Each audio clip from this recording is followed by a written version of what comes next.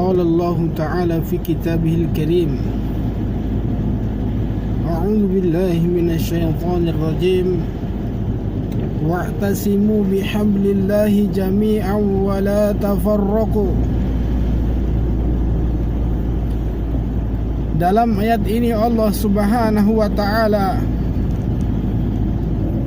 menegaskan kepada kita semua kaum muslimin, terlebih di akhir zaman ini, pentingnya ayat ini untuk kita pegang teguh.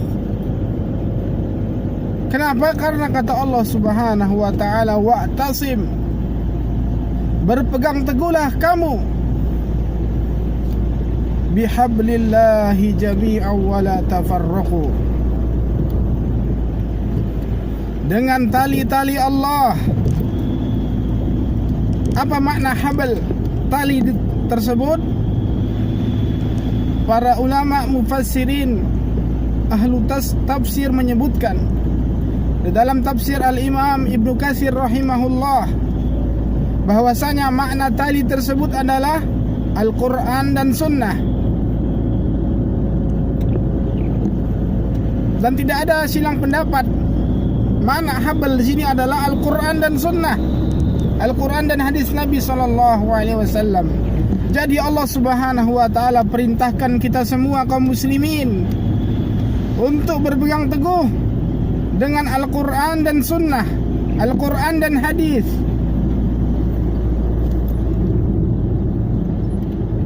Wala tafarraqu. Kemudian Allah Subhanahu wa taala melarang kita untuk berpecah belah, untuk berkelompok-kelompok di dalam Islam. Tidak boleh berpecah belah, melemahkan kaum muslimin, karena tidak ada satu kelompok pun mereka pasti membenarkan kelompok mereka masing-masing, memiliki tujuan-tujuan pribadi, tidak bulat tujuan karena Allah Subhanahu wa taala. Sebagaimana dalam ayat yang lain, dalam surat Ar-Rum, Allah Subhanahu wa taala berfirman, minalladzina farraqu wa kanu syi'a wa la takunu minal musyrikin minalladzina farraqu dinahum wa kanu syi'a kullu hizbin bima ladaihim farihun. Allah Subhanahu wa taala menyeru, menegaskan bagi kaum muslimin agar kita jangan meniru orang-orang musyrik. Dalam bab ini Allah Subhanahu wa taala melarang kita untuk meniru orang musyrik, yang mana orang musyrik tersebut kata Allah minalladzina farraqu, agama mereka itu berkelompok-kelompok, berpetak-petak. Kelompok ini, kelompok itu orang musyrik. Wa kanu syi'a, beberapa kelompok. Kullu hizbin bima ladaihum farihun, dan setiap hizb, setiap kelompok pasti bangga terhadap kelompoknya masing-masing, kata Allah Subhanahu wa taala. Maka dari itu, berdasarkan ayat ini, kita dilarang kaum muslimin meniru orang musyrik, berkelompok-kelompok. Bahkan yang lebih jeleknya lagi, ketika kita hendak membuat kelompok atau masuk ke salah satu organisasi yang memecah belah umat Islam, masing-masing rebutan jadi ketua, masing-masing ingin rebutan menjadi bendaharanya siapa, karena memegang uang. Jadi tujuannya itu untuk dunia. Maka dari itu jauh-jauh hari Allah Subhanahu wa taala melarang kita kaum muslimin untuk berpecah belah. Bukan sebagaimana pada hari ini banyak dai-dai umat Islam, banyak ustadz-ustadz umat Islam malah mengajak kepada kelompoknya, malah diberi hak paten, semua kelompok bagus, semua Islam itu bagus. Sesungguhnya tidak seperti itu pemahamannya. nanti akan kita bacakan sebuah hadis yang menerangkan tentang satu kelompok yang benar. Di antara umat Islam akhir zaman akan terpecah menjadi 73 kelompok. Sebuah hadis dari jalan Muawiyah radhiyallahu an. Hadis yang diriwayatkan oleh Al-Imam Tirmizi wa Ahmad wa ghairihima. Kata Nabi SAW, sesungguhnya orang-orang musyrik, orang-orang ahlul kitab, Yahudi dan Nasrani, orang-orang Yahudi, agama mereka terpecah menjadi 71 kelompok. Sedangkan orang-orang Nasrani terpecah menjadi 72 kelompok. Kata Nabi alaihi salatu wassalam, wa inna hadhihi millah satafarraqu ala 73. Sesungguhnya agama Islam ini akan terpecah menjadi 73 kelompok. Yahudi 71 kelompok, Nasrani 72 kelompok. Umat Islam terpecah menjadi 73 kelompok. Kulluhum finnar, kata Nabi SAW. Kaum muslimin yang dimuliakan Allah Subhanahu wa taala. Lihat khabar dari Nabi SAW. Hadis ini sahih. Para ulama telah mensahihkannya, di antaranya Al-Imam Albani rahimahullah telah mensahihkan hadis tersebut. Kulluhum finnar, semuanya terancam neraka, illa millatan wahidah, kecuali satu kelompok yang akan masuk surga. Wahiyal jamaah, mereka adalah al-jamaah. Kita lihat kelompok-kelompok tersebut diancam oleh Nabi SAW dengan apa? Dengan neraka. Karena setiap kelompok mereka berdakwah di atas nama kelompoknya. Mereka menyeru manusia di atas organisasi-organisasi mereka. Betapa banyak kaum muslimin hari ini, terutama di negeri kita Indonesia, banyak kelompok-kelompok Islam. Akhirnya kaum muslimin berkotak-kotak,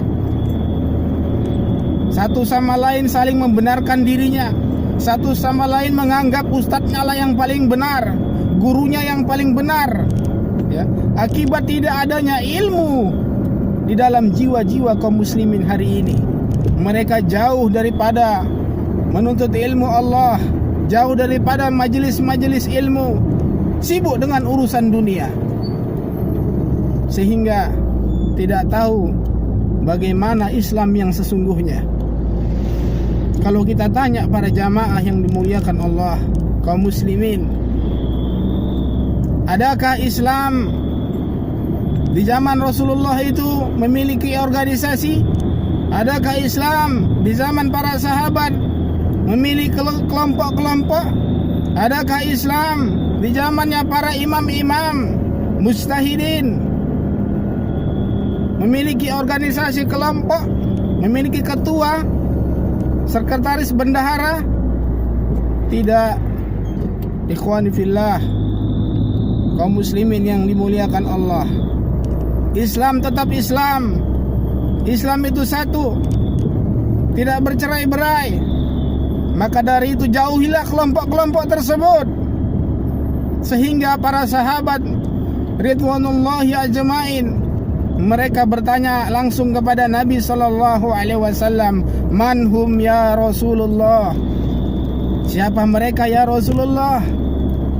Yang satu kelompok tersebut yang mereka engkau jamin masuk ke dalam surga, siapa ya Rasulullah? Rasulullah SAW menjawab, "Ma ana alaihi wa ashabi." Siapa saja yang pada hari ini sampai akhir zaman nanti yang mencocoki aku dan mencocoki kalian para sahabatku beragama, yang sesuai dengan Nabi dan para sahabatnya. Apa yang dicontohkan Nabi, apa yang diamalkan Nabi dan para sahabatnya, itulah yang hendaknya kita contoh, yang kita buat. Maka kita lihat sekarang banyak mengaku mereka seorang ahlus sunnah wal jamaah, cinta Rasul, cinta Nabi, mengaku keturunan-keturunan Nabi, padahal hakikatnya mereka jauh daripada beramal sebagaimana amalan Nabi dan para sahabatnya. Nabi SAW memerintahkan kita kaum muslimin dalam hadis yang diriwayatkan oleh Al-Imam Muslim. Nabi SAW bersabda, "Jujus sawarib wa akhrajatul lihya khalifil majusa." Nabi memerintahkan kaum muslimin yang dimuliakan Allah, bersihkan atau cukurlah kumis dan biarkanlah jenggotmu. Bukankah ini perintah Nabi SAW? Tapi kenapa hari ini kaum muslimin yang mengakunya dai umat Islam, bahkan yang mengakunya Habib bahkan malah menyelisihi perintah Nabi ini? Malah jenggotnya yang dicukur, kumis yang dipelihara, atau dua-duanya dicukur. Mana buktinya cinta Rasul yang katanya selawat satu hari 1000 kali, kepingin dapat sapaan Nabi, tapi dalam hal yang sepele, hal yang tidak membutuhkan lelah badan dan sebagainya, ini saja kita tidak mampu, bahkan mencari-cari dalil, mencari-cari alasan untuk tidak mau mengamalkan sunnah Nabi SAW, mencukur kumis dan membiarkan jenggot tersebut. Takut kelihatan apa? Takut kelihatan tua. Kelihatan tua memang kalau sudah berjenggot. Maunya muda saja. Seperti inilah keadaan kaum muslimin hari ini. Itu yang ustadznya yang sudah dapat gelar ustadz. Apalagi yang orang awamnya, yang sholat saja Senin Kemis, bahkan belas sama sekali tidak pernah keningnya itu sujud kepada Allah Subhanahu wa ta'ala. Bagaimana ia mau mengaku seorang ahlu sunnah wal jamaah? Maka dari itu kita himbaukan kepada seluruh kaum muslimin dimanapun berada, marilah kita berpegang teguh dengan Al-Quran dan Sunnah, Al-Quran dan hadis, tentunya dengan pemahaman yang benar. Pemahaman siapa yang benar? Memahami Al-Quran dan hadis. Karena Al-Quran dan hadis butuh pemahaman, tidak dapat kita pahami sendiri. Pemahaman yang benar adalah pemahamannya sahabat-sahabat Nabi, para ulama terdahulu, sebagaimana Nabi SAW bersabda, "Khairun nasi qarni, thumma ladhina layunahum, thumma ladhina layunahum, thumma ladhina yalunahum." Sebaik-baik umat adalah di zamanku, kata Nabi, yakni para sahabat. Khairun nas, sebaik-baik manusia, yakni para sahabat Nabi SAW.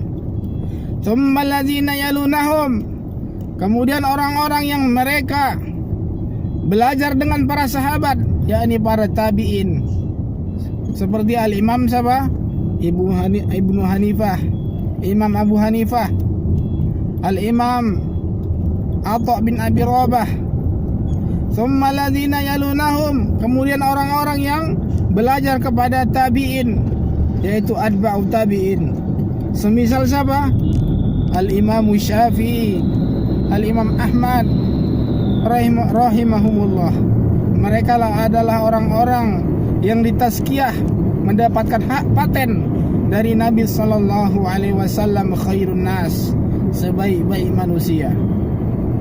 Maka pantaslah, wajiblah bagi kita kaum muslimin untuk dapat memahami Al-Quran, memahami hadis sesuai dengan pemahaman sahabat, tabi'in, atba'u tabi'in, bagaimana mereka itu beramal, bagaimana mereka itu mengamalkan agama Islam.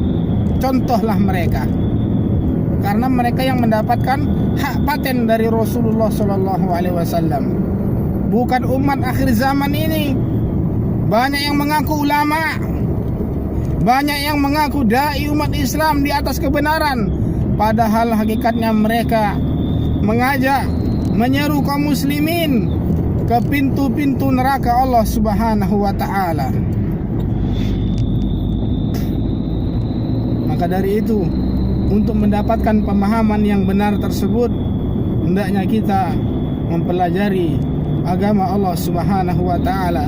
Luangkan waktu kita untuk mendatangi majelis-majelis ilmu, menghafal Al-Quran, membaca hadis-hadis Nabi SAW.